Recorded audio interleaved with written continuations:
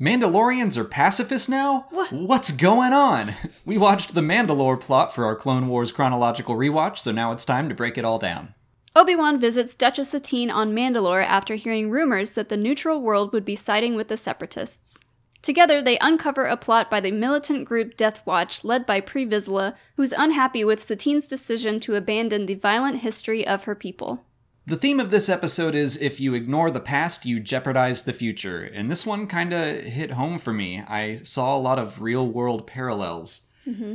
Living in the South, you see a lot of people who are kind of holding on to some ugly history we have. Yeah, a lot of Confederate flags down here in the South. Yeah, not so Still much being flown around Atlanta. Yeah, no, in the city, it's definitely less prominent, but yeah, a lot of those old Confederate monuments are, being taken down, and some people are thinking that's forgetting our history.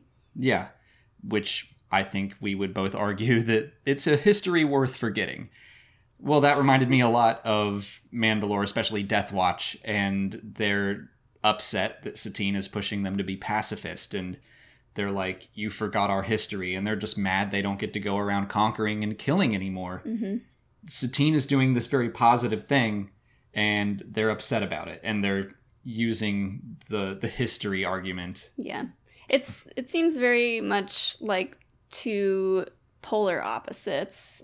Like, it's very black and white. Satine wants nothing but peace, and Death Watch wants to go back to how things used to be. Yeah.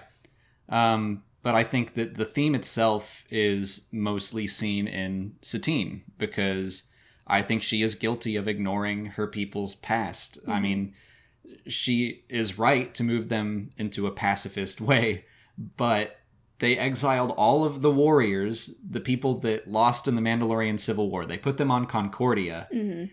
And then they just kind of left them there, and they let this terrorist group grow. Yeah. Like, of course that's who Death Watch is. She's like, no, there can't be Mandalorians behind this. And it's like, go look! Yeah. Pre Vizsla's reveal that he is behind Death Watch is treated like a surprise to Satine, but I don't feel like it was treated as this huge reveal to us. Right. It's like, yeah, duh. It's him. Yeah.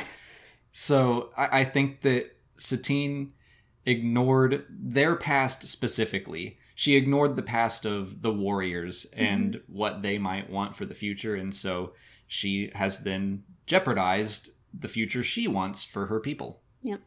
It kind of reminds me when you talked about the Confederate stuff here in the South. We actually grew up near Stone Mountain, which has one of the biggest Confederate monuments.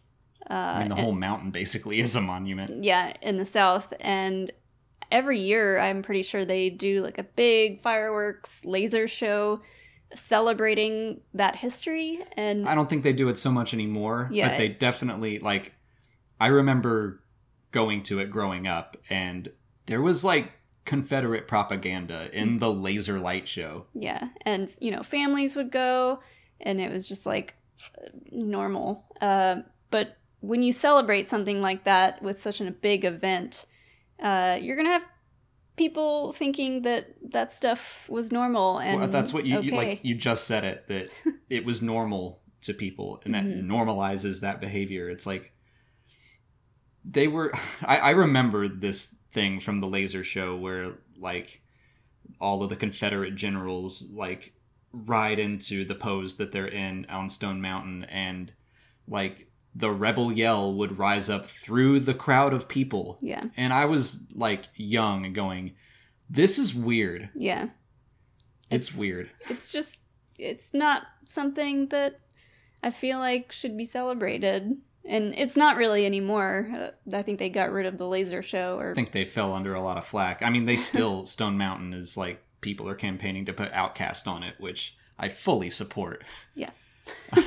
AT-aliens. Yeah. All the way. Yeah. Oh, yeah. Carve AT-aliens and under the... Yeah, I like that. Yeah. Before wrapping up, let's go over some of the random pieces of trivia from the episode. Elements of Boba Fett's helmet shape and chest hexagon can be found repeated throughout Mandalorian architecture. Satine and her royal guards were inspired by unused design concepts for Episode 1.